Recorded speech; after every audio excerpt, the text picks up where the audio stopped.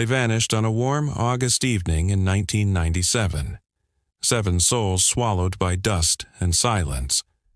For 2 decades, the land kept their secret until one morning in the summer of 2017, when a bulldozer tore through the north rim of the old Harlow Quarry and unearthed a concrete vault no one knew existed. Inside that vault was a vehicle, a white 1986 Chevy van, crushed beneath layers of hardened lime and rusted steel. Its windows were opaque, sealed by years of dust and sediment. Its doors fused shut as if the earth itself had welded them closed. The workers thought it was an old transport truck left behind from the quarry's shutdown. But when the foreman noticed the faint curve of a license plate, the remnants of a cracked mirror, and what looked like a small child's shoe stuck in cement, he called the sheriff. When authorities broke open the vault, the desert wind seemed to pause. The air was dry and heavy, carrying the smell of limestone and something older, darker, the scent of death long buried. Inside the van were 7 skeletons, arranged just as they would have been the day they vanished. The father, in the driver's seat, his leg brace still visible, hands fused to the steering wheel by corrosion. The mother beside him, one arm curved toward the back seats, as if she had turned in those final seconds to protect her children. Behind them, 5 smaller bodies, the eldest boy, his arm extended across the middle row, the younger boy in the back clutching what looked like a rusted toy truck, and the 3 youngest, triplet girls, strapped together, tiny bones nestled within faded bits of yellow, pink, and blue fabric. It was a tomb of silence and stillness, preserved by the very industry that had destroyed them. But who were they? And how did an entire family vanish without a trace, only to be found decades later, encased inside the same quarry the father once fought against? Their names were Raymond and Lena Begay, and their children, Aaron, Noah, Willow, Micah, and Sari. To those who still remembered, their disappearance was more than tragedy. It was a message. One that said, some truths were meant to stay buried. Before they vanished, the Begays lived in a modest wooden home near the edge of the Red Hollow Reservation in northern New Mexico. A place where red sand met the sky, where every gust of wind carried both prayer and grief. Raymond, at 40, walked with a limp, a permanent reminder of the accident that had nearly killed him at the Harlow Quarry years earlier. The company called it equipment failure. Raymond called it what it was, sabotage. He had been one of the few native workers who dared to question the company's safety practices. He'd seen barrels marked hazardous being dumped near wells that fed the reservation's water system. He'd spoken up, and days later, a machine he'd been repairing malfunctioned, crushing his leg and nearly severing his arm. The company offered compensation, barely enough to cover medical bills, but what they really offered was silence. "Sign this, Raymond," they'd said. "You'll get your payout, your job, and peace." He signed nothing. Since then, he had been labeled difficult, unstable, obsessed. But Raymond didn't care. Every limp, every ache in his knee was a reminder that he had survived something meant to end him. His wife, Lena, was his anchor. At 38, she was a teacher at Red Hollow Elementary, known for her calm defiance and quiet strength. Her classroom walls were painted with words of hope. Our land, our voice, though many in town whispered that she was too political. In truth, Lena was simply honest. She believed education was resistance, that remembering was power. Together, they were raising 5 children in a world that had long stopped seeing them. That summer of 1997 had been brutal. Unrelenting heat, dust storms that rolled in from the west, coating everything in orange haze. The quarry had been shut down the year before, officially for structural instability. But everyone knew the truth. A series of protests led by Raymond and Lena had drawn too much attention. Raymond spent his days repairing broken radios, filing reports, and writing in small leather notebooks. The family's white Chevy van, faded, scratched, but dependable, was his workshop, his escape, and their only connection to the outside world. On the evening of August 12, 1997, neighbors saw the Begay children playing in the yard, their laughter drifting through the dry wind. Lena was hanging laundry while Raymond sat nearby, sorting through papers in a metal box. Around sunset, he called out to his eldest son, Aaron. "Bring me that folder from the van," he said. Aaron ran to fetch it, a folder labeled Wells and Waste, 1986 to 1996. Inside were photocopies of safety forms, maps of the quarry, and what appeared to be internal memos from Harlow Industrial. Lena looked at him nervously. "You're not still talking to that journalist, are you?" she asked. Raymond smiled faintly. "He's not a journalist," he said. "He's someone who wants the truth." Later that night, Lena made tea as Raymond packed the box into the van. "I'll drive out early," he said. "Maybe stay the night in Gallup." "Meet him there. Take the kids with you," she replied softly. "They've been asking to see the canyon again." Raymond hesitated. The trip would be long, the van old, the desert roads unforgiving. But Lena's eyes told him what words couldn't. They needed a break from this place. Just after dusk, the family loaded into the van. Aaron carried his notebook. Noah brought his drawings. The triplets clutched their matching dolls, gifts from their mother. As they pulled away, neighbors waved, thinking nothing of it. The headlights traced across the desert one last time, then disappeared beyond the ridge. No one ever saw them again. By morning, their house stood silent, laundry still on the line, coffee cup on the porch, tea kettle left half full. A neighbor, old Mrs. Yazzie, stopped by around noon and found the front door ajar. She called the sheriff, who arrived 2 hours later, looked around and declared, "They moved." Probably went to stay with relatives. But Lena's sister Ava knew better. She found Raymond's toolbox missing, but not his crutches. His leg brace was gone, but his walking stick remained by the bed. "He didn't go far without that," she told the deputies. They shrugged. No search party, no flyers, no press, just dust and silence. For 20 years the quarry stood closed, locked behind rusted gates and warning signs. No one dared to enter, not until 2017, when the company sold its remaining land for redevelopment. And as the machines clawed into the limestone once more, the earth finally answered what the town refused to ask. It had taken 2 decades for the truth to rise. But when it did, it came with the weight of every lie buried beneath it. The day after the Begay family vanished, the wind swept across Red Hollow like it was carrying their names. Neighbors claimed the sky had felt different that morning, too still, too bright.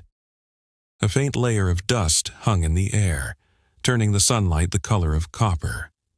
From the dirt road, the Begay house looked frozen in time. Laundry unmoved on the line, the van's tire marks still fresh in the sand, pointing east toward the quarry road. Sheriff Dalton Mars arrived only after being called 3 times. He was a heavy-set man with a red face and a reputation for drinking on duty. When he finally showed up, he gave the house a quick glance, wrote down almost nothing and shrugged. "Probably went visiting," he told Lena's sister Ava.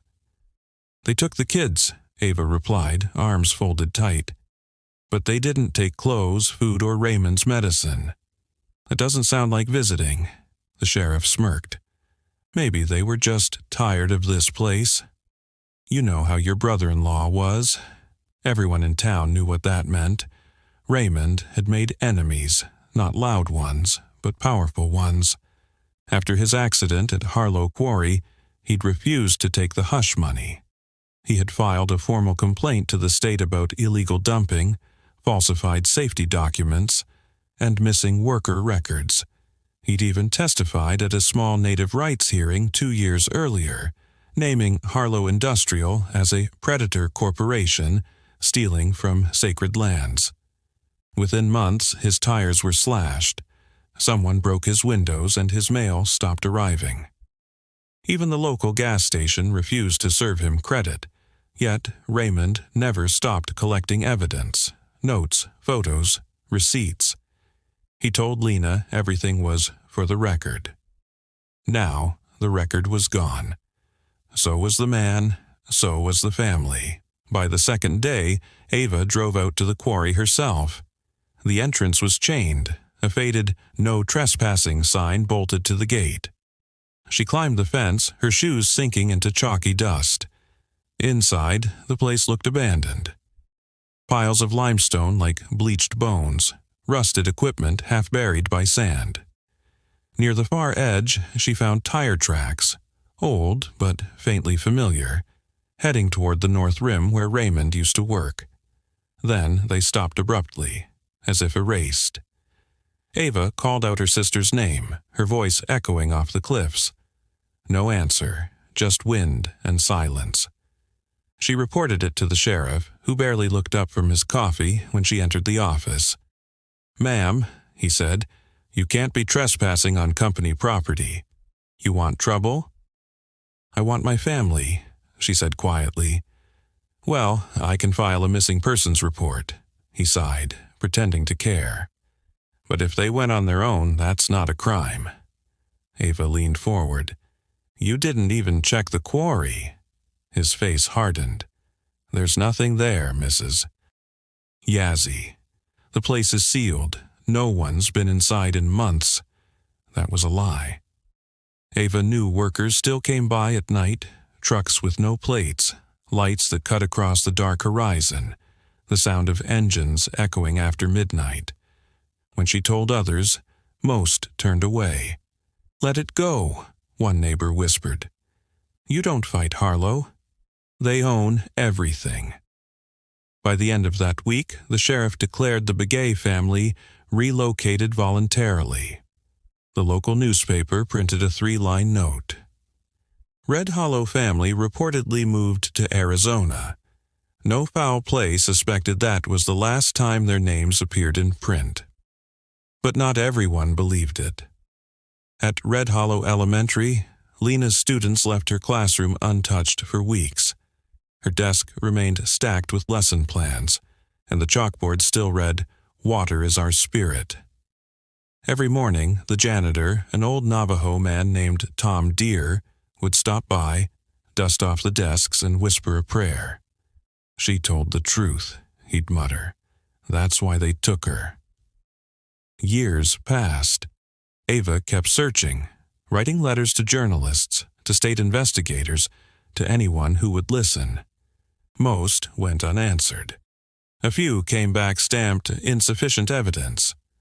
When she finally got a reply from a newspaper in Santa Fe, the editor told her off the record, "That quarry is a graveyard of lies, ma'am, but no one's brave enough to dig it up." She didn't stop. Every few months she returned to the site. The gates rusted over, padlocks changed. She'd stand at the edge of the north rim, looking down at the pale expanse of rock, knowing they were somewhere below.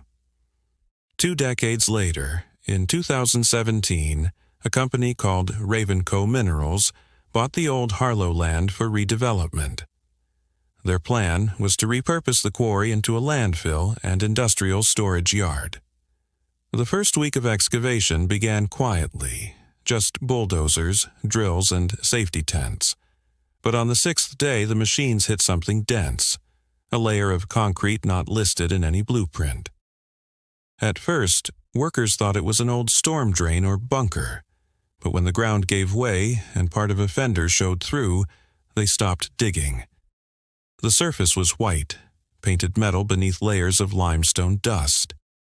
Then, someone brushed off the corner and saw a half-erased Chevy logo. The site manager ordered everyone back. A sheriff was called. But when the county coroner arrived, so did someone from Harlow's old legal team, now consulting for Ravenco. They tried to shut the dig down, citing property hazard. The sheriff hesitated. Old habits die hard, but this time a worker filmed it on his phone. Within hours, local journalists were on scene. When they cracked the sealed layer open, a blast of heat and dust rushed out. Cameras flashed as the outline of the van emerged, whole, intact, like a coffin carved in stone. The first thing investigators noticed was the front license plate. NM 22K18. The plate matched a missing persons report filed in 1997. Raymond Begay's Chevy van. Inside, through the crusted window glass, a faint silhouette, bones, belts, fabric. One of the workers stumbled back, whispering, There's people inside." News spread across New Mexico overnight. Headlines called it the van in the quarry. But for Ava, now gray-haired and tired, it wasn't news. It was confirmation. She stood at the rim when they lifted the van out, watching as mud and dust poured off its sides, the sun glinting off the cracked windshield. 20 years of silence collapsed into one moment. And though the world finally saw what was hidden, no one yet knew how deep the lie went, or how many men had helped bury it. The van was only the beginning. When the van was pulled from the quarry floor, it came out heavy, dripping with a thick gray paste of lime and silt, a burial so deliberate that it felt ritualistic.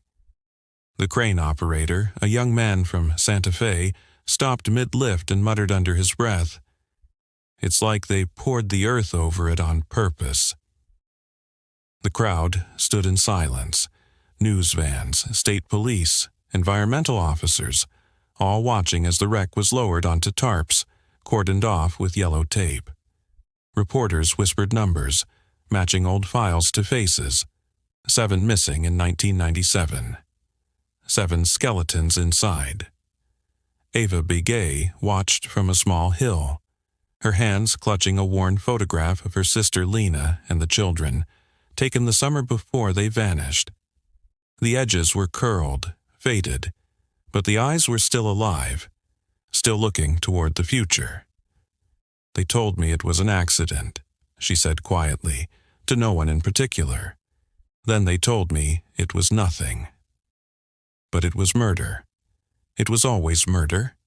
Inside the van, the discovery team worked with surgical precision. They cut through the rusted doors and pried open the front panel. What they saw stopped them cold. The driver's skeleton, later identified as Raymond Begay, sat upright, both hands locked around the steering wheel. His leg brace was fused to the floorboard, twisted metal binding bone. The passenger seat held a smaller frame, Lena, her skull tilted sideways, one hand extended backward toward the rear seats.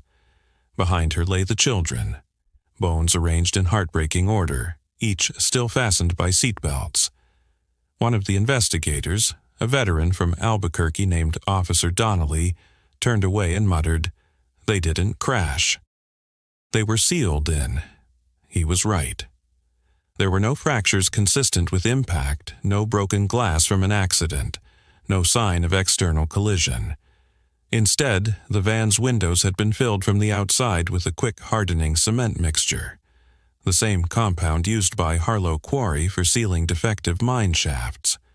Whoever had done it while the family was still inside. Later, analysis showed traces of carbon monoxide trapped within the cabin, meaning the van had been running at some point before it was buried. There were no bullet holes, no forced entry, no chance of escape. It was quiet, efficient, total.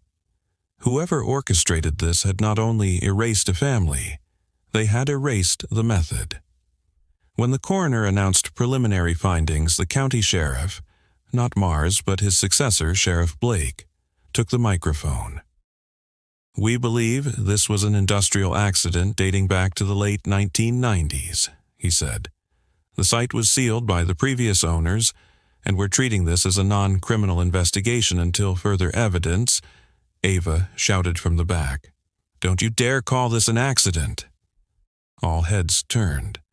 My brother-in-law had a brace on his leg. He couldn't even walk without a stick. "You expect us to believe he drove a van into solid rock and poured cement on himself?" The sheriff hesitated. Cameras turned toward Ava, her voice trembling but unbroken. "You people covered it up before," she said. "Don't you do it again." The press smelled blood.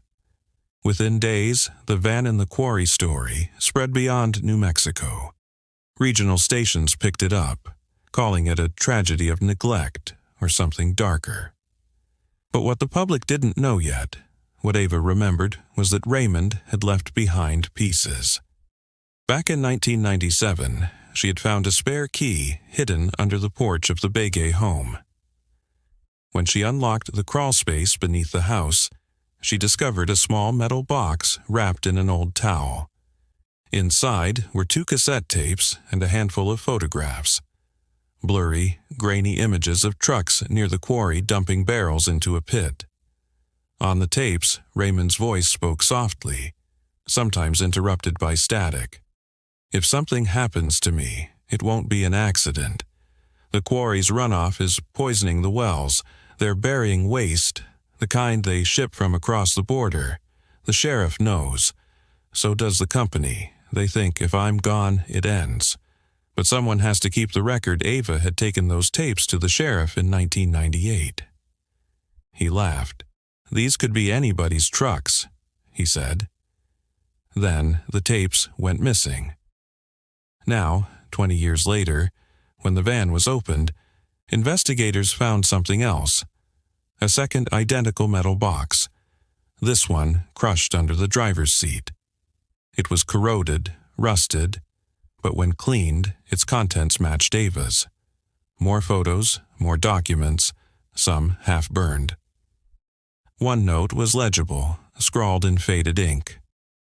"Harlow Quarry, North Rim, Dump Point 4, March 1997, sheriff was there."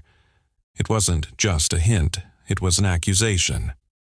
2 weeks after the discovery, a state investigation was opened, though many doubted it would go far. Harlow Industrial no longer existed. It had dissolved years earlier, absorbed into a new entity, Ravenco Minerals, the same company now operating the site. The legal loopholes were endless, and most of the men involved had retired or disappeared. Still, Ava pushed. She gave interviews, shared Raymond's recordings, begged for forensic re-examination. "If they can seal a van in cement," she said, "they can seal a story the same way." But beneath the noise of headlines and outrage, something darker stirred. Late one night, as she returned home from an interview in town, she found her front gate open and tire marks in the sand. Her mailbox was pried open, and a note lay inside, one line, written in red marker, greater than "Let the dead stay buried." Ava froze. She knew the tone. It was the same language used against Raymond years ago. Meanwhile, the forensics team released more findings. They confirmed that the cement mixture around the van contained traces of industrial lime, a sealant compound that had only been used in Harlow's operations between 1995 and 1998, narrowing the burial date to the same year the family vanished. The barrels found nearby matched residue samples from toxic chemical disposal shipments imported illegally through state contracts. The implication was terrifying. The Begays weren't random victims. They were silenced because they had proof that Harlow was illegally dumping hazardous material on native land, and the county authorities had helped them cover it. The deeper investigators dug into the quarry's sealed sections. The more they found: concrete chambers, buried documents, fragments of barrels marked with half-erased serial numbers. The ground itself seemed to hold evidence of decades of corruption. But the greatest piece of all was still inside Raymond's crushed metal box. When lab technicians restored the water-damaged paper, one letter surfaced in near-perfect condition, stamped and dated a week before the family vanished. From Harlow Industrial Legal Office to Sheriff Dalton Mars. Subject: Containment and Mitigation, Begay Situation. It read simply, "Proceed as discussed. The matter must be resolved before inspection. This family's persistence cannot continue." By the time this letter reached the state investigator's desk, the truth was undeniable. The quarry hadn't just swallowed stone. It had swallowed people, with help from those sworn to protect them. But as Ava would soon learn, exposing the truth was only half the battle, because the same forces that buried her family once were stirring again, ready to bury the story, too. When investigators pried open the van's corroded doors, silence swept through the quarry. The sound of metal groaning against rust was like a cry from beneath the earth itself. Everyone standing near that pit would later say the same thing. It felt like the ground was breathing. Inside the van, the air was stale and sour, mixed with cement dust and decay. The coroner's team had expected fragments, maybe remnants of bone, but what they found was something far more haunting. 7 skeletons intact, seated as if time had paused at the moment of death. The father, Raymond Begay, still in the driver's seat, had one hand fused to the steering wheel by corrosion, and the other resting over a metal brace across his thigh. The mother, Lena, sat beside him, her remains turned slightly toward the back, ribs curved as if she'd turned in their final seconds to shield the children. In the second row sat Aaron and Noah, the 2 boys. Aaron's skeleton was slumped forward, one small wrist bone fused around something. A metal keyring with a rusted tag marked HQ. Noah's smaller frame rested beside him. His fingers curled around what looked like a flattened tin toy truck. The coroner later confirmed it matched the description of a toy his aunt said he'd carried everywhere. In the back were the 3 triplet daughters, Willow, Micah, and Sari, still strapped in their seats. Small bones bundled in scraps of faded pink, blue, and yellow fabric. The smallest one, Sari, still had a tiny silver barrette in what remained of her hair. The scene was beyond comprehension, not just because it was tragic, but because it was too perfect. Every seatbelt was fastened. The van's doors were sealed with a cement-like mixture that investigators determined had been poured from the outside. Someone had turned the vehicle into a tomb. Forensic teams worked under strict supervision. The sheriff's office cordoned off the area, and within 24 hours, Ravenco Minerals ordered all crews out of the site. Ongoing investigation, they said. But Ava, standing behind the yellow tape, could see the same trucks she'd seen decades earlier. The same company men, now older, wearing new logos but the same eyes. The next morning, state police took over. They removed the van carefully, cutting through hardened lime and pulling it to the surface with cranes. As it rose, dust fell like ash, coating the workers in pale powder. Ava whispered a prayer in Dine Bizad, for their spirits, for peace, and for truth. That night, the van was transported to a state forensics facility in Albuquerque. Investigators hoped to find something inside, a note, identification, maybe evidence of how the van had been sealed. What they didn't expect was what they found between the front seats, a small metal box, rusted but intact. Inside the box were documents, damp, fragile, but still readable under UV light. Pages stamped with Harlow Industrial headers, maps of waste disposal zones, chemical reports listing materials buried in violation of EPA laws. Some papers bore Raymond's handwriting, his notes in pencil, circled words like contamination, well water, and children sick. and at the bottom, folded neatly, was a single letter, yellowed with age, addressed in shaky handwriting. To whoever finds this, know that they buried us because we found what they did. They poisoned the water. They paid the sheriff. If this reaches anyone, tell my sister Ava. We didn't leave. We were taken. It was signed, Raymond Begay, August 12, 1997. The date was the same night they vanished. The letter leaked before officials could contain it. By the following week it was everywhere, printed in newspapers, read aloud on radio stations, debated on television. The state promised an independent investigation, but to people in Red Hollow it was déjà vu. They'd heard that promise before, and every time it ended the same way. Old records resurfaced. Former Harlow employees began speaking quietly to reporters. One man, a retired machine operator named Henry Tate, said Raymond had uncovered plans to dump industrial sludge into old quarry pits to save disposal costs. They said it'd harden like rock, Henry told a local station. Said nobody would know. But Raymond knew. He took pictures. Next week he was gone. Another worker confessed that on the night of the disappearance, a company truck was seen heading toward the North Rim after dark. The driver was never identified. The sheriff at the time, Dalton Mars, had since retired and moved to Arizona. Reporters found him living in a gated community outside Tucson. When confronted, he slammed the door and said, "That case is closed." Always was, but it wasn't closed anymore. By mid-2017, federal investigators were digging into Harlow's archives. The company denied wrongdoing, claiming the quarry's north section had been sealed for geological safety. But leaked memos proved otherwise. Internal correspondence from 1998 mentioning containment and risk of exposure if reopened. Those same memos bore the signature of Thomas Wexler, Harlow's operations head, the same man who now sat on Ravenco Minerals' board of directors.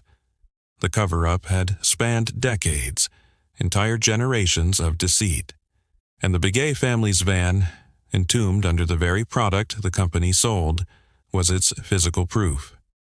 Ava Begay attended every press conference, quiet but unwavering. "They died trying to protect our land," she told one reporter. "Now the land has brought them back." At the memorial held a month later, hundreds gathered near the quarry gates. A drum circle opened the ceremony, echoing through the canyon walls.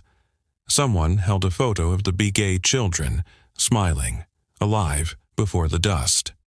Others carried signs reading, "Justice for Red Hollow," and "The Water Remembers." That evening, as the sun dipped low, the light turned the quarry gold.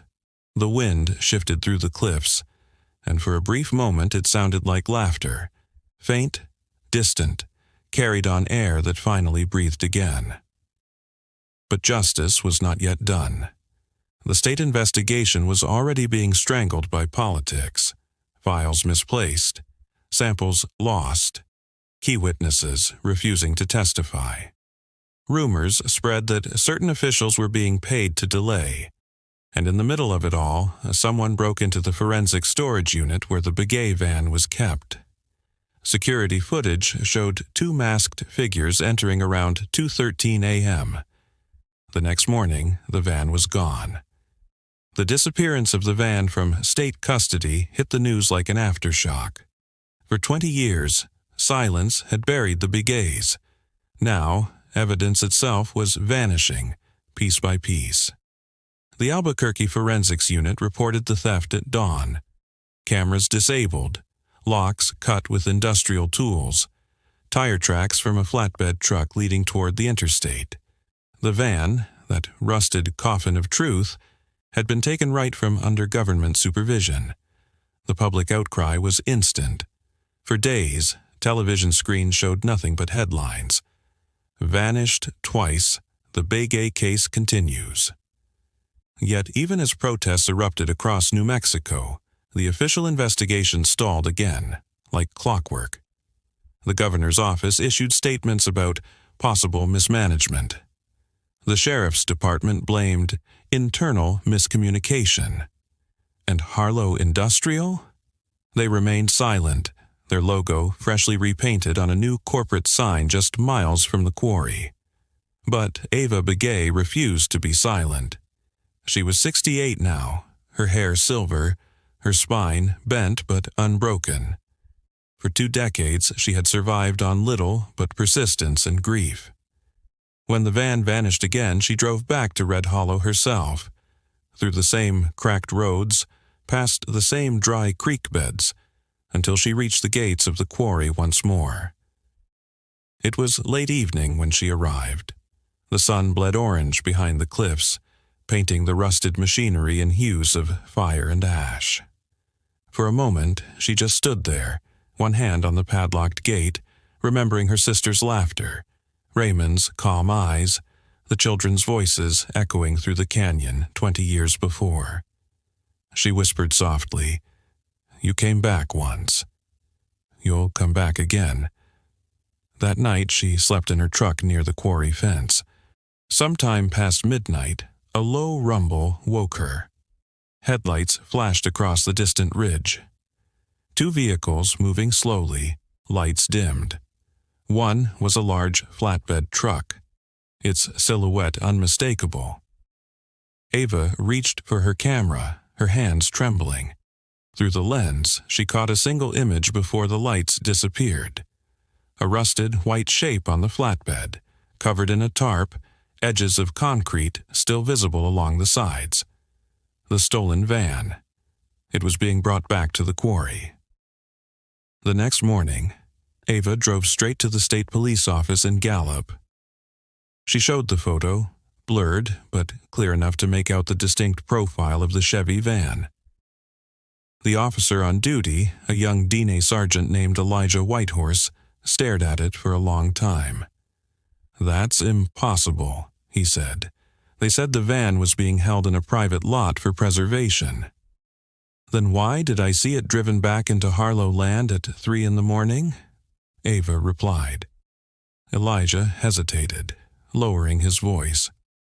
"Ma'am, between you and me, the company's been lobbying to have the whole quarry reclassified as private industrial ground. Once that happens, nobody, not even the feds, can touch it without permission. If they put that van back under concrete again," Ava finished for him, "they'll erase the evidence forever." That same evening, Elijah drove out to Red Hollow with Ava.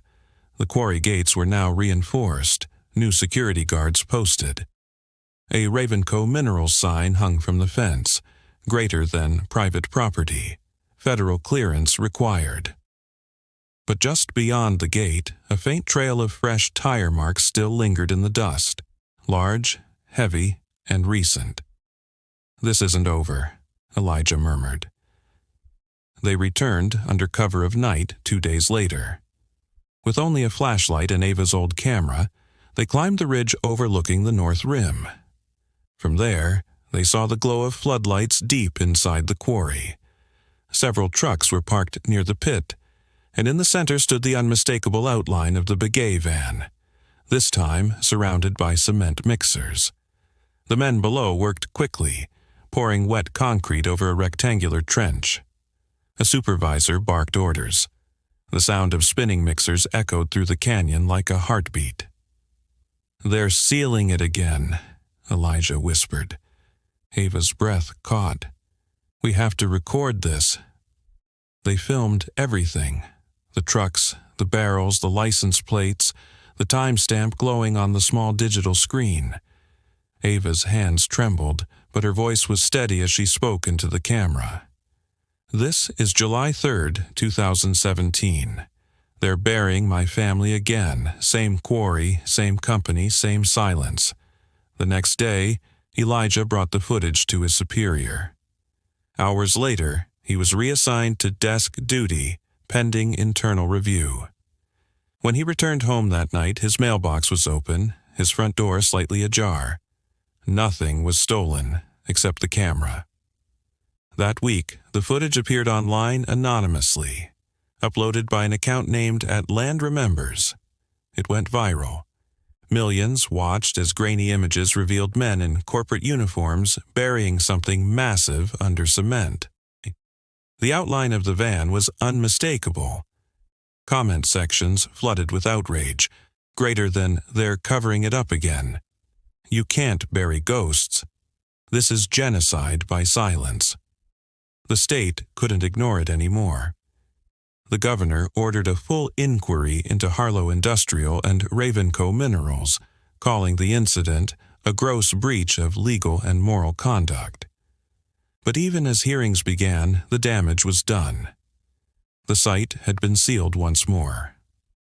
Ava, now frail but fierce, stood before a crowd of reporters outside the courthouse. Her voice was steady despite the years of loss. They thought burying us twice would make us forget. But the land doesn't forget, it breathes, it remembers. And one day it will speak louder than them all. Behind her, banners waved with the faces of Raymond, Lena, Aaron, Noah, Willow, Micah, and Sari, smiling in an old family photo, frozen in a time before lies. For the first time in 2 decades, Red Hollow began to rise. Students walking out of classrooms, elders holding vigils, young activists camping at the quarry gates. They called it the 7 Stand. By autumn, investigators returned under federal order. The new team began scanning the quarry with ground-penetrating radar. Beneath 12 feet of newly poured cement, they detected a large rectangular mass. The van was there, again. And this time, so was something else. A secondary chamber, deeper beneath the rock. When they broke through, what they found changed everything. The new excavation began before sunrise. Federal oversight now meant the quarry was sealed off by armed perimeter guards. No company officials, no local police, and definitely no Ravenco representatives were allowed inside. The air was thick with dust and tension, a sense that this place had waited long enough to be heard. They started by breaking the fresh concrete, layer by layer. The first thing to re-emerge was the outline of the van. White paint flaking off, its frame now more fragile than before. The second was something no one expected, a hollow space beneath it. When the drill hit empty air, the sound changed, a dull echo beneath stone. Engineers confirmed there was a secondary chamber carved directly under the quarry's foundation. It hadn't been marked on any blueprint or geological record. The chamber stretched 20 feet long and 10 feet deep. Its walls were coated in lime and chemical residue. At the center sat another rusted container, this one cylindrical, about the size of an oil drum, welded shut. Its lid bore the same logo found on the old quarry paperwork. Harlow Industrial Waste Management, 1995. The moment they lifted it out, the air turned metallic. Investigators opened the drum carefully, expecting chemicals or waste. But what spilled out first wasn't sludge. It was paper, tightly packed documents bound by twine. Beneath the layers of paper lay 3 audio cassettes, still labeled in handwritten ink. Greater than June 2nd, Wells. June 9th, meeting. August 12th, last night. The final date sent a chill through everyone watching. That was the exact night the Begay family disappeared. At the State Archive Lab, analysts digitized the tapes. The first 2 contained conversations between quarry supervisors, discussing the illegal dumping operation. Their voices were grainy but clear enough to identify. The third tape was different. It began with a faint hum, then Raymond's voice, calm but tired. It's past midnight, Lena's asleep. The kids too. I'm recording this in case we don't make it out tomorrow. They said they'd meet me near the quarry road. I'm taking the van, all of us. I don't trust leaving them here alone. If this tape is found, it means they stopped us." There was a pause. Wind outside, the faint cry of a child asking for water. Then his voice again, softer this time. Greater than, "Lena said she dreamed of the land washing itself clean. Maybe that's how it ends. If anyone hears this, tell her sister we didn't run. Tell her they buried us in the same ground they poisoned." The tape ended in static. When the recording leaked online days later, it shook the nation. Indigenous rights organizations launched full-scale protests under the slogan #TheyDidNotRun. News outlets from Canada to Australia covered the story, framing it as another example of corporate impunity against Native communities. But behind the public outrage, the old machinery of power began turning again. Ravenco's attorneys moved fast, filing injunctions to reclaim company property. A federal judge issued a temporary restraining order halting further excavation. The FBI team was ordered to pause pending legal clarification. By the time the court order was signed, half the chamber had already been exposed, and at its far end, investigators had uncovered something even more disturbing: remnants of other vehicles. Fragments of steel, twisted axles, rusted panels, all coated in the same hardened lime compound. "Are we saying this was a dumping site for more than waste?" one agent asked quietly. The lead investigator just nodded. This wasn't just cover-up. This was burial. Meanwhile, Ava watched all of it unfold from the reservation. She was too old to march now, but every night she sat by her window with the radio on, listening to the latest updates. The sound of Raymond's voice on the tape had broken something inside her. Not grief, but release. For 20 years she had spoken to silence. Now, that silence spoke back. Still, the guilt lingered. "If I'd gone to their house that night," she whispered once, "maybe I could have stopped them from leaving." But deep down, she knew it wouldn't have mattered. The trap had already been set. On July 17th, a whistleblower from Ravenco approached a journalist anonymously. He provided internal memos proving that senior executives had ordered the removal of unauthorized evidence from the forensics facility, confirming that the van's disappearance had been deliberate. One memo read, "Containment required. Must be returned to site and resealed under industrial waste batch number Q07 to prevent further liability." That meant they had buried it intentionally a second time, under the guise of waste containment. The very same process Raymond had tried to expose. When reporters confronted the CEO, he denied everything. "No such memo exists," he said. "And frankly, I'm appalled by the conspiracy theories being circulated." Hours later, his assistant deleted all social media accounts, and the company website went offline. The protests swelled. Campfires burned outside the quarry gate, guarded by Native youth holding signs that read, "You can bury metal, but not memory." Elders sang prayers for the Begay family, for the poisoned earth, and for the generations who drank from those wells without knowing what was beneath them. Late one night, Elijah Whitehorse, the sergeant who had helped Ava months before, returned to the site uninvited. He carried with him a ground scanner, hoping to finish what the government had paused. He mapped the chamber quietly, his breath visible in the cold desert air. The scanner pinged again and again, showing empty pockets in the rock. He followed the signal until the display went red. Beneath him, 20 feet below, the outline of another sealed compartment appeared. It was larger, roughly the size of a room. He marked the coordinates and returned to his truck to record notes. But when he started the engine, his headlights illuminated two figures standing by the road. Silhouettes in company jackets, faces hidden under caps. One of them raised a flashlight, blinding him. The other pointed to the badge on his chest. "You shouldn't be here, Sergeant," the taller one said. "This land isn't yours to dig." Elijah didn't answer.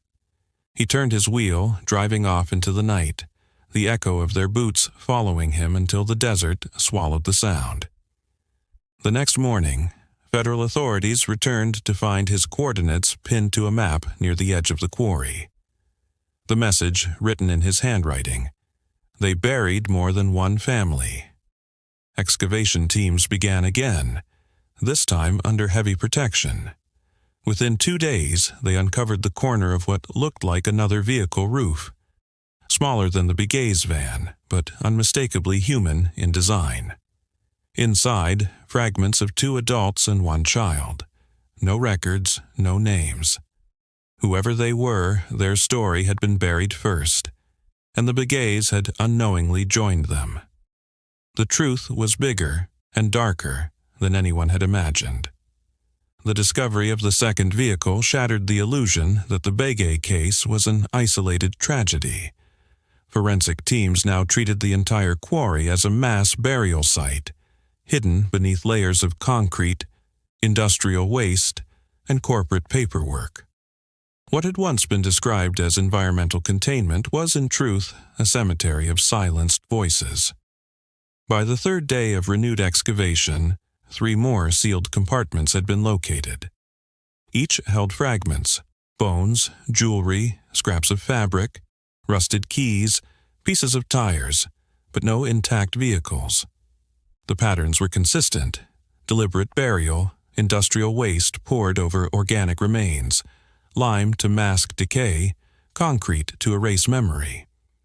In one chamber, investigators uncovered part of a rusted license plate, half dissolved by corrosion. What remained were only 2 visible letters: NR, traced to a missing vehicle from 1994, registered to a Dene couple from Window Rock who'd been declared runaways. Their case had been closed without investigation. The same sheriff, Dalton Mars, had signed every missing persons report from that period.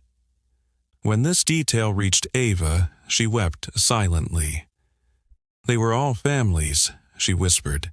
"They buried the ones who asked questions." It wasn't just the Begays anymore, it was dozens. Each disappearance linked by proximity to the same industrial corridor, mines, waste sites, and reclaimed quarries used for unregulated dumping. The truth was finally unearthing itself, not through confessions, but through soil, rust, and bone. At the federal headquarters, Special Agent Mara Keene, assigned to the investigation, stared at the excavation photos spread across her desk. She had handled corruption cases before: bribery, fraud, even murder for hire, but nothing like this. "Who authorizes a company to bury people under chemical waste?" she asked aloud. An analyst replied quietly, "Not authorization, ma'am." Cooperation. They had cross-referenced shipping logs from 1996 to 1999 and found that the local sheriff's department had signed off on multiple after-hours transport permits for Harlow industrial trucks. Each permit corresponded to a night following a disappearance report. The company had used the law to hide murder. By now, the public was furious. Massive protests erupted in Albuquerque, Santa Fe, and Gallup. Indigenous activists, environmental lawyers, and grieving families gathered under banners reading, "We are still here. The land remembers. Justice for the vanished." Ava, though frail, appeared at the largest rally, speaking through a microphone from her wheelchair. Her voice cracked but never wavered.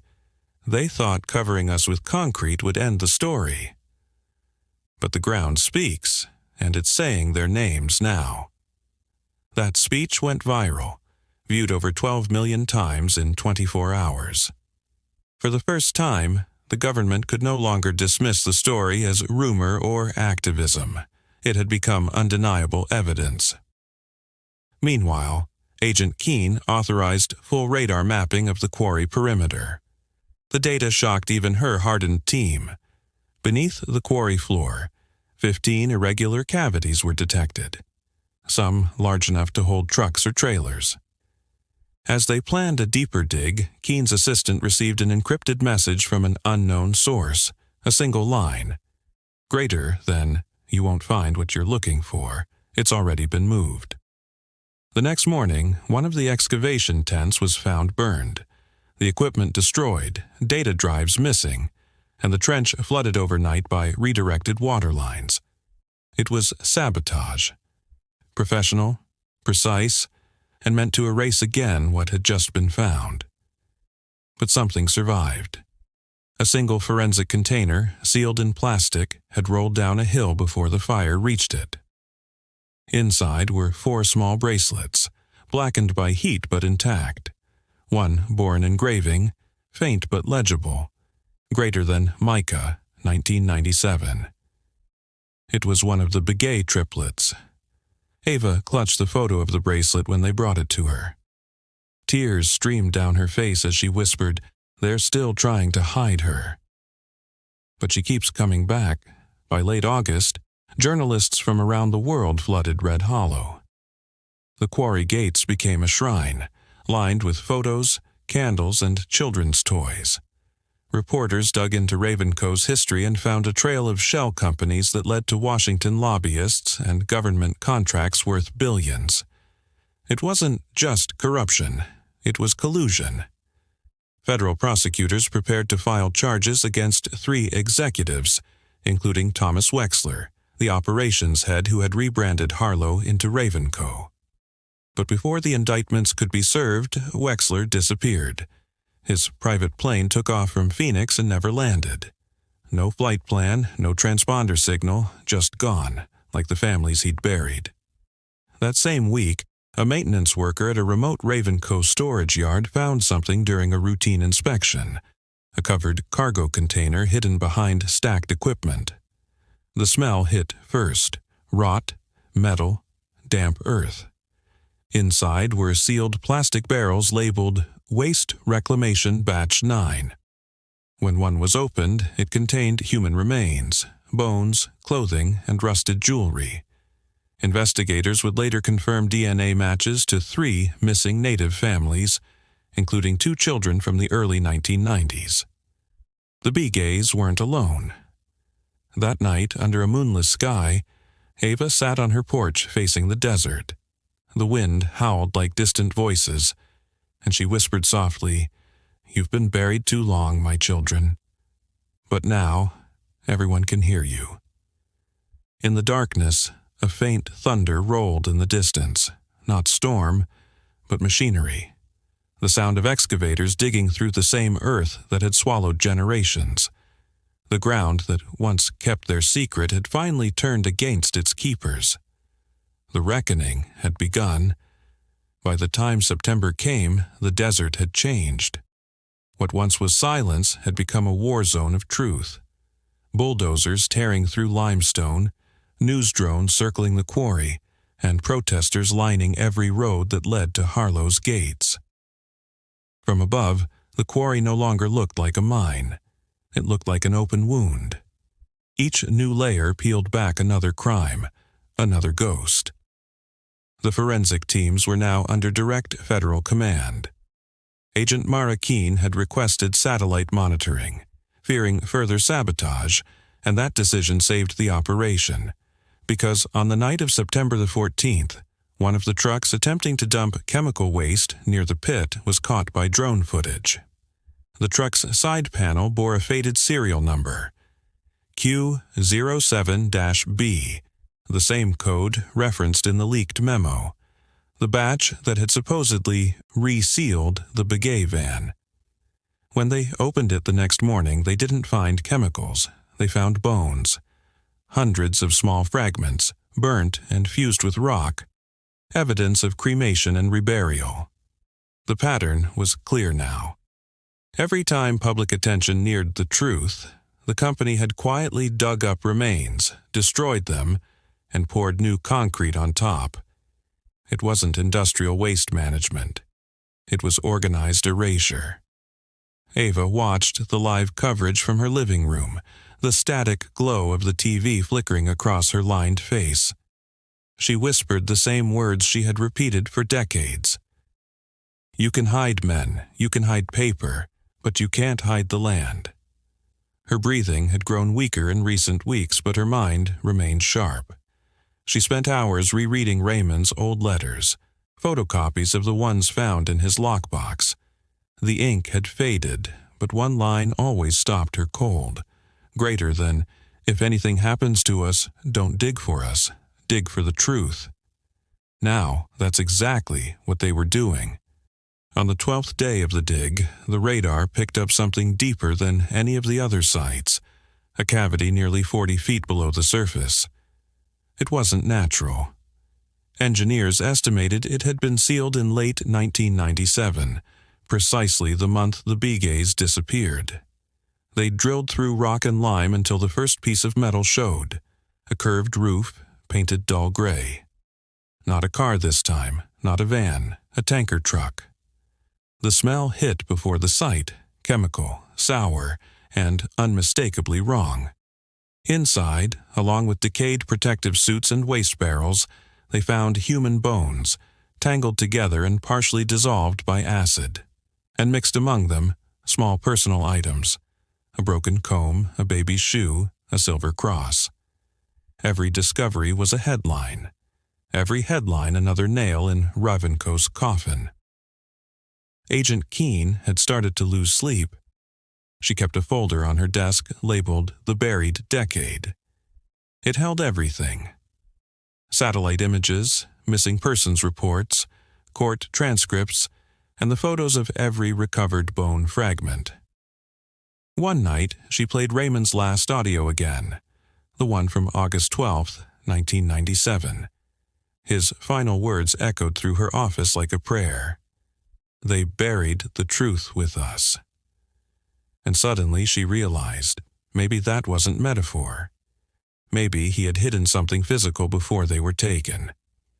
Back at the quarry, a crew sifted through the last remaining rubble of the Begay van. One of the archaeologists, Dr. Leah Tanner, noticed a small metallic glint lodged beneath the driver's side seat. She pried it loose with a chisel. It was a key. Old, brass, engraved with a tiny crescent moon. When she showed it to Keene, the agent immediately recognized the symbol. It matched the insignia on a now-abandoned warehouse complex 30 miles west, one that had once been registered under Harlow Industrial's name before being decommissioned. The site had been quietly sold to a shell company in 1999 and fenced off ever since. The next morning, Keene and her team went there with a warrant. The place was empty, the air thick with the smell of oil and decay. Dust-coated file cabinets lined the walls, some broken open, others welded shut. And there, on the back wall, half hidden behind a collapsed metal shelf, was a small steel door, padlocked and bearing the same crescent moon symbol. They used the key. The lock opened with a brittle snap, the door creaking as it swung outward. Inside was a small room, no larger than a walk-in closet, lined with shelves filled with water-damaged files. In the center sat a desk, and on that desk, a single folder sealed in plastic. The label read, "Greywater, Begay, Yazzie, Sosi, Archive, Disposal Phase." It wasn't just the Begays, it was a list. 14 names, all native families from the region, each marked "Resolved." The attached pages described containment locations, soil displacement records, and even community pacification costs. Someone had kept a record of everything. Keene froze. Her throat tightened as she read the final memo attached at the back. Greater than phase complete. Remaining subjects secured. Site will be reclaimed under Ravenco Waste Division. Ensure public reclassification before fiscal Q1. The memo was dated September 14, 1997, 2 days after the Begays were last seen alive. By the time the evidence was turned over to federal prosecutors, it was no longer a missing persons case. It was officially designated as domestic corporate homicide, the first of its kind in U.S. history. But while headlines celebrated justice, the families still waited for something far simpler: to bring their people home. October came, and with it the long-awaited ceremony at Red Hollow. The recovered remains of the Begay family, what could be identified, were returned to the reservation. Hundreds gathered near the canyon rim as the sun sank low, painting the desert gold. Ava sat at the front, wrapped in a crimson shawl. Her hands shook as she reached out to touch the urns, 7 of them lined neatly before her. "You came back," she whispered, voice trembling. "You finally came back." Drums began softly in the distance. Voices rose in chant. The wind carried the sound across the canyon, as if the land itself was singing them home. But even as peace seemed to return, Keene knew something deeper still lingered. The files had listed 14 families. Only 6 had been found. Somewhere under the desert, more were waiting to be unearthed, and somewhere out there, the men who built those graves still walked free. The ceremony at Red Hollow should have been an ending, a circle closing after 2 decades of silence. But for those who stood beneath that bruised desert sky, it felt more like a beginning. The truth had cracked open, yet beneath its surface lay something vaster, darker, and still breathing.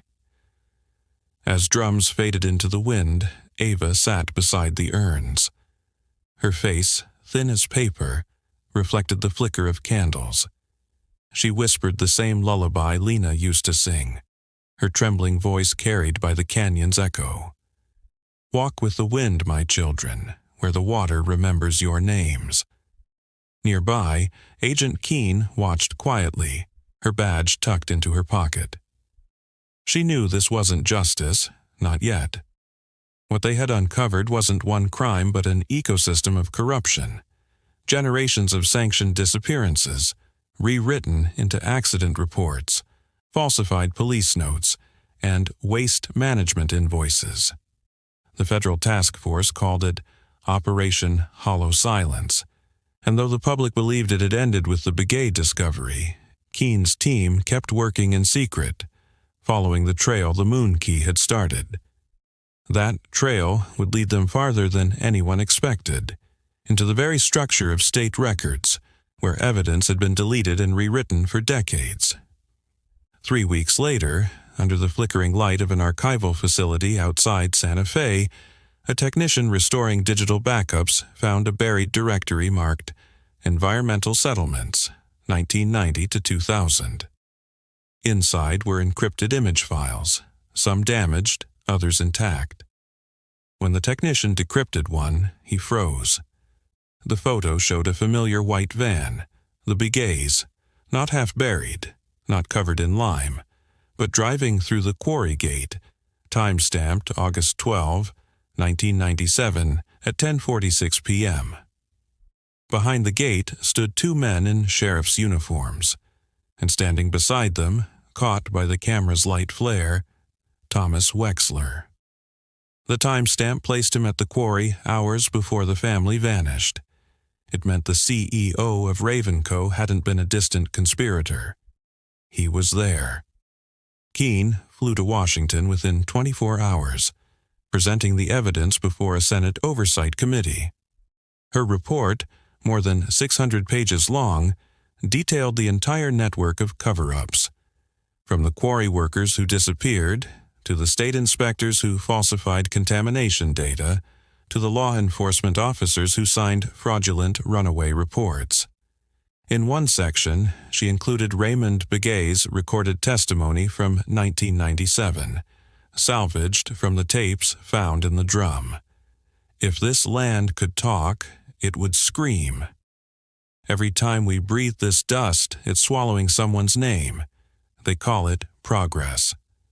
I call it burial. The room went silent as she played it. The sound of wind on the tape filled the hearing chamber, eerie and endless. One senator whispered, "He's talking about the mine like it's alive." Keene replied, "Maybe it is." Meanwhile, back in Red Hollow, the ground refused to rest. A minor earthquake struck the region just weeks after the ceremony. At first it seemed natural, tremors along an old fault line. But the quake dislodged part of a hill bordering the closed quarry. When the dust cleared, workers found a collapsed drainage tunnel, half sealed with concrete, leading deep into the hillside. Inside, they discovered another vehicle, this one a flatbed truck. Rusted, stripped, its cargo covered with a tarp. Beneath that tarp lay 6 human skeletons, adult men wearing faded quarry uniforms. Their ID tags identified them as Harlow employees, the same crew that had worked the night the Begay family vanished. Someone had eliminated the witnesses. The discovery reignited outrage nationwide. Protesters returned to the quarry with signs reading, "You can't bury the workers and call it safety." Land doesn't forget. Satellite news vans lined the desert road. Journalists demanded answers. Where was Wexler? Who ordered the silencing of the workers? Who funded the resealing of the quarry? But every time a subpoena was issued, something strange happened.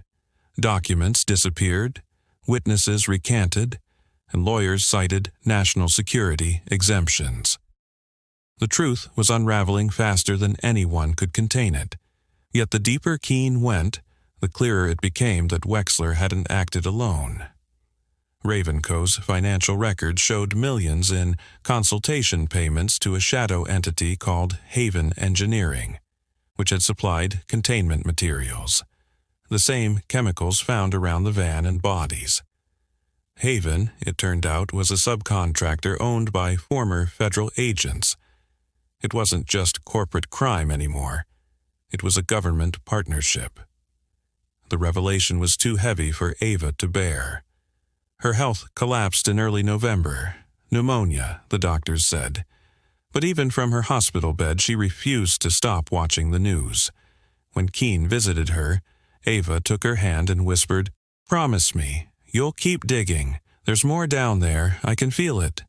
Keene nodded, unable to speak. Ava passed away 2 nights later. Her funeral drew hundreds, miners, activists, families of the missing, all holding candles as dusk fell over Red Hollow. Her portrait stood beside the Begay's urns, surrounded by feathers and desert sage. The local elder who led the service said softly, "She was the last voice of the earth and the first to be heard." A week after Ava's passing, one final package arrived at Keene's office. It had no return address, no postmark, just her name written in shaky handwriting. Inside was an old photograph, the Begay family standing beside their van, smiling in the desert sunlight. On the back, someone had written, greater than, "The quarry isn't the only grave. Look beneath the lake." There was no signature, but Keene recognized the handwriting. It matched Elijah Whitehorse, the sergeant who had vanished months earlier after leaving his note. They buried more than one family. Satellite scans confirmed a reservoir 3 miles north of the quarry, Lake Crenshaw. An artificial body created in 2005, when part of the quarry was flooded for reclamation. Records showed heavy concrete work done on the lakebed just before it filled. The project manager, Haven Engineering. By late December, the operation to drain the reservoir began. It took 5 days. The world watched live, drones hovering above as water receded, revealing mud, debris, and something metallic glinting under the winter sun. A van door, then a roof, then 3 entire vehicles, half buried in sediment. The first was a pickup truck. The second, a station wagon. The third, unmistakably, a small school bus, stripped of its markings. Inside, forensic teams found bones, children's shoes, hair clips, and a single rusted sheriff's badge. It was the badge of Dalton Mars. That single discovery broke the case wide open. Mars hadn't been the enforcer. He'd been silenced too. Someone higher up had taken everything from him and buried him with his own badge, like a message to those who followed. The case file's final line read, "Greater than, buried by those who build graves for profit." Keene stood at the edge of the drained lake, boots sinking into the mud. The wind was cold, the air still. She whispered into her recorder, 20 years ago, a father said they buried the truth with him. He was wrong. The truth was the only thing they couldn't bury." The sound of her voice carried across the lake, hollow, echoing, endless. It took nearly a year after Lake Crenshaw was drained for investigators to piece together the full extent of what had happened. The Begay family had been only one chapter in a story written in blood, cement, and greed, a map of violence disguised as progress. The final federal report, unsealed in 2019, would span over 3,000 pages and detail what was quietly called the Red Hollow cover-up, a 20-year conspiracy involving corporate executives, local law enforcement, and state regulators who enabled, concealed, and profited from environmental and human destruction on native lands. But even with arrests and lawsuits, justice arrived unevenly, if at all. Many of the men responsible had already died or fled or hid behind legal immunity. And so the real reckoning came not through courts or politics, but through remembrance. On a cold January morning, a new ceremony was held at the quarry. The ground that had once hidden bodies was now a memorial site. The walls of the pit had been cleaned and sealed, and carved into the stone was a single inscription, "For those they buried in silence." For those who never left the land, hundreds gathered, not just from Red Hollow, but from all over the region. The families of the other missing stood shoulder to shoulder with miners, activists, elders, and journalists. Smoke from sage fires drifted upward, merging with the pale winter sky. At the center of it all, a mural had been painted. Raymond and Lena Begay with their children, standing beneath a rising sun, their van gleaming behind them.